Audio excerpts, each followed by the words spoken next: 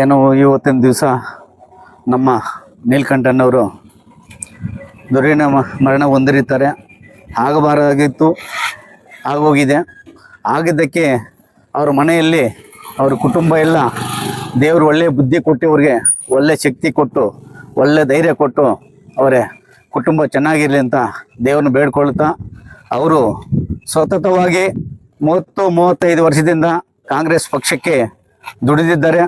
ಅವರು ಅಪೇಕ್ಷಾ ಬ್ಯಾಂಕಲ್ಲಿ ನಿರ್ದೇಶಕರಾಗಿ, PLD ಬ್ಯಾಂಕಲ್ಲಿ ನಿರ್ದೇಶಕರಾಗಿ ಕೆಲಸ ಮಾಡಿದ್ದಾರೆ. ತಾಲೂಕಲ್ಲಿ ಆವನಿ ಬ್ಲಾಕ್ ಪ್ರೆಸಿಡೆಂಟ್ ಆಗಿ 2 ವರ್ಷದಿಂದ ಅವರು ಸುಮಾರು ಪಕ್ಷ ಕಟ್ಟು ಪಕ್ಷ ಸಂಘಟನೆಯಲ್ಲಿ ತೊಡಗಿದ್ದಾರೆ. ಪಕ್ಷ ಮುಂದಕ್ಕೆ ಬರಬೇಕು ಅಂತ ಹಗಲು ರಾತ್ರಿ ದುಡಿದಿದ್ದಾರೆ.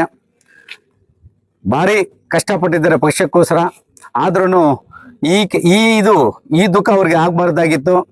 ಪಾಪ ಯಾವ ರೀತಿಯಲ್ಲಿ ಅವರು ಈ ಪಕ್ಷಕ್ಕೆ ದುಡ್ಕೊಂಡು 1 ವಾರದಿಂದ ಟೆನ್ಷನ್ ತಗೊಂಡಿದ್ರು.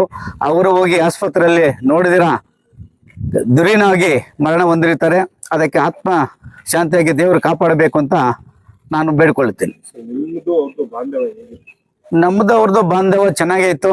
ಮೊನ್ನೆ 1-2 ತಿಂಗಳಲ್ಲಿ ನಾವು ಬೆಂಗಳೂರಲ್ಲಿ ಭೇಟಿಯಾಗಿ PLD ಬ್ಯಾಂಕ್ ಚುನಾವಣೆ ಬಂದಾಗ ನನ್ನ ಕರೆಸಿ ಮಾತಾಡಿ ಅವರು ನನಗೆ ಹೇಳಿದ್ರು, ಪಕ್ಷಕ್ಕೆ ತಾವು ಬರಬೇಕಾಗುತ್ತೆ, ಪಕ್ಷಕ್ಕೆ ನೀವು ಅನಿವಾರ್ಯವಾಗಿ ಹೊರಟಿದ್ದೀರಾ, ಮತ್ತೆ ಪುನಃ ನೀವು ಬರಬೇಕು, ಪಕ್ಷ ಕಟ್ಟಬೇಕು, ಬ್ಲಾಕ್ ಪ್ರೆಸಿಡೆಂಟನ್ನು ಮತ್ತೆ ಪುನಃ ನಿಮಗೆ ಮಾಡ್ತೀನಿ, ನಾವು ಜೊತೆಲಿ ಇರೋಣ, ಪಕ್ಷ ತರಬೇಕು ತಾಲೂಕಲ್ಲಿ ಅಂತ ಕೇಳಿದ್ರು.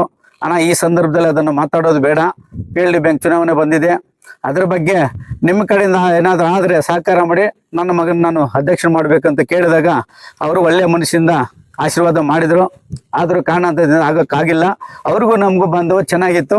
1-2 ವರ್ಷದಿಂದ ಪಕ್ಷದಲ್ಲಿ ದೂರ ಇದ್ದು, ಅದಕ್ಕೆ ಮೊದಲು ಜೊತೆಯಲ್ಲೇ ಕೆಲಸ ಮಾಡಿದ್ವಿ.